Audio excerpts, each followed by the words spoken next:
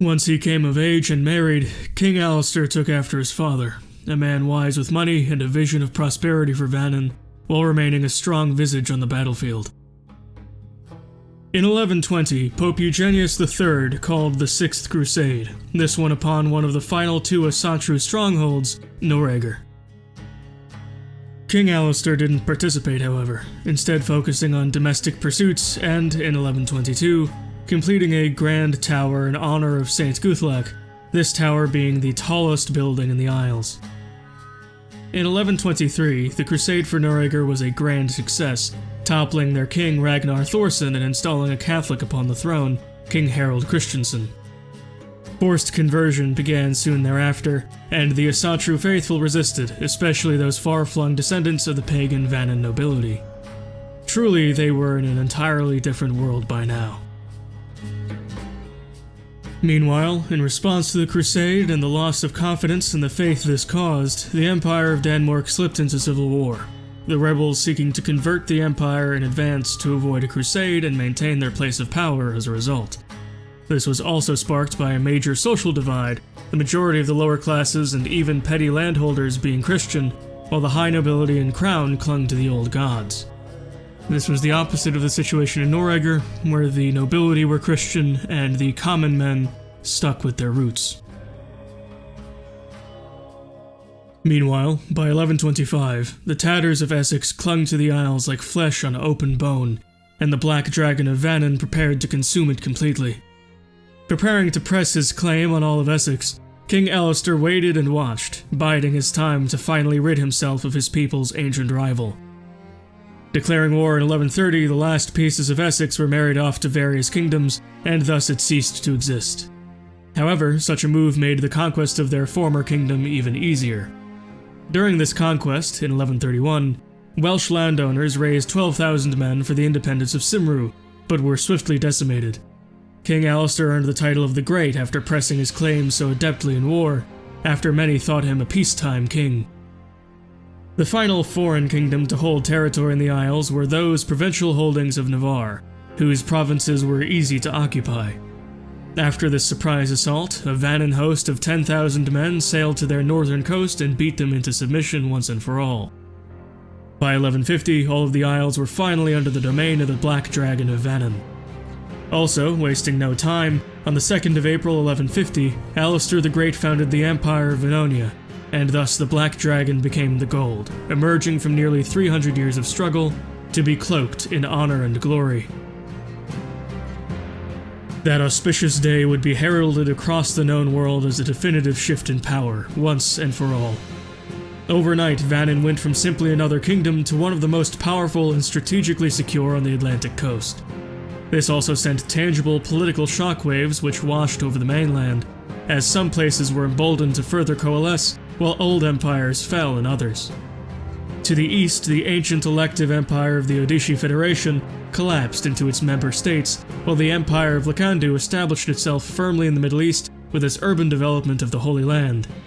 To the north, the pagan chiefdom of Vepsanma filled the void as Noreager retreated due to the recent crusade.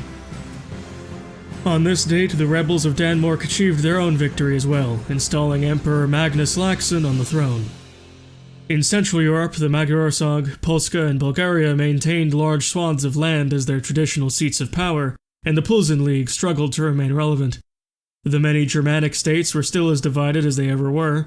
The strong kingdoms of the Italian peninsula squabbled over northern Africa, and in the further north, Denmark established a firm border with their ancient rival Noreager. In Western Europe, the great empires of Occitania and now France began to consume many surrounding duchies in order to prepare for war with one another, and Brise tried to keep the hungry powers from its doorstep. Finally, the Muslims in Spain were losing terribly to the Catholics. In 1151, brothers Arlo and Vincenzo were finally canonized as Saint Arlo and Saint Vincenzo, and Saint Arlo's holy order, now the Brotherhood of Saint Arlo the Evangelist, was officially recognized by the Church. In 1152, Emperor Alistair the Great, after building several cities, renovating the Church of St. Guthlac to house the new initiates of the Holy Order, and recovering after a long period of war, sought fresh blood for the new empire, and the minor Asatru kingdom of Iceland seemed to be ripe for the picking. After the successful crusade for Norregur installed a Catholic king, the isolated island of Iceland represented the final bastion of those particular pagans which plagued Vannin's shores since the first king in the form of Viking raids. Their time was over. People had nearly forgotten their once mighty raiders, and their ill-manned army of 2,000 soldiers was simply waiting to be dealt with.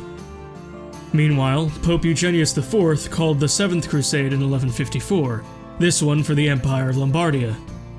Due to the ascension of Imperatore Lucia Brachisio, an avowed Lollard heretic.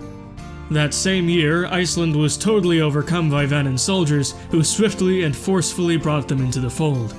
Even with their most brutal berserkers, and 6,000 men including those they hired, they still ended up being easy prey for the Golden Dragon.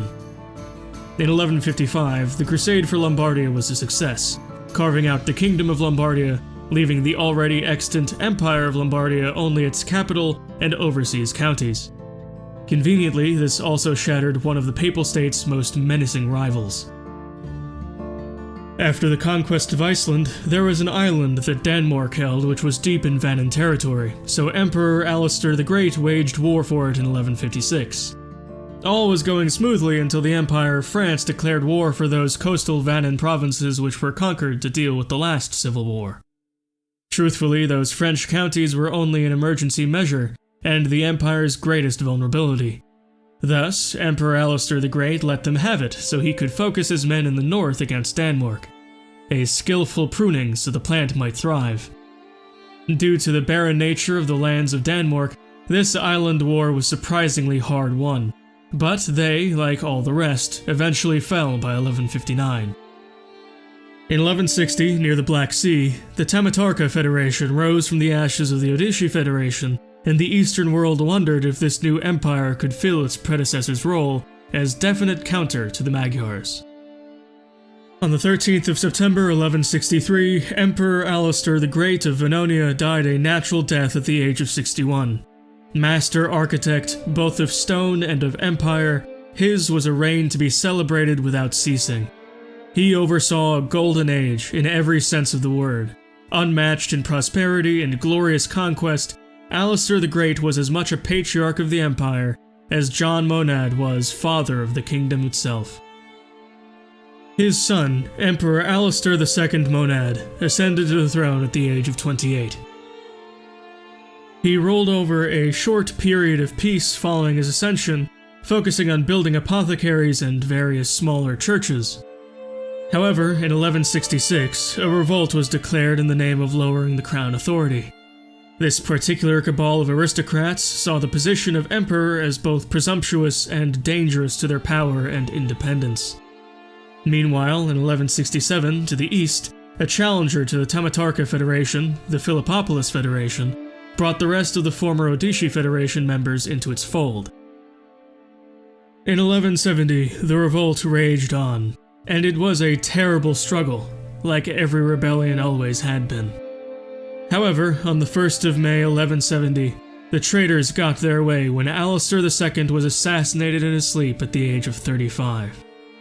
His son, Thorstein, ascended to the throne under these unhappy circumstances at the age of 16. The Empire of Vannonia began with such soaring glory, only to return to that damnable cycle of treason and orphan kings. Thorstein, not content to surrender to the men who killed his father, utilized what he knew of the tactics of his ancestors and commanded his men from afar. So, in 1172, Emperor Thorstein Monad finished his father's war and defeated the rebels, all of whom would hang in the town square. After the war, he had to deal with a court full of unhappy vassals who had witnessed his cruelty firsthand and were put off by rumors about him, leading to smaller levies, leading to more plots leveled against the throne, including 3 assassination attempts, 2 coups, and 5 attempts to murder extended members of his family. While his grandfather commanded an army of nearly 50,000 men, Thorstein had only 11,000 he could reliably call upon. And such was the power that the opinion of the high nobles of Vannonia held. It would seem that the expansion of the empire would not be the goal for his reign. Rather, he would be shackled to its tumultuous and lifelong maintenance.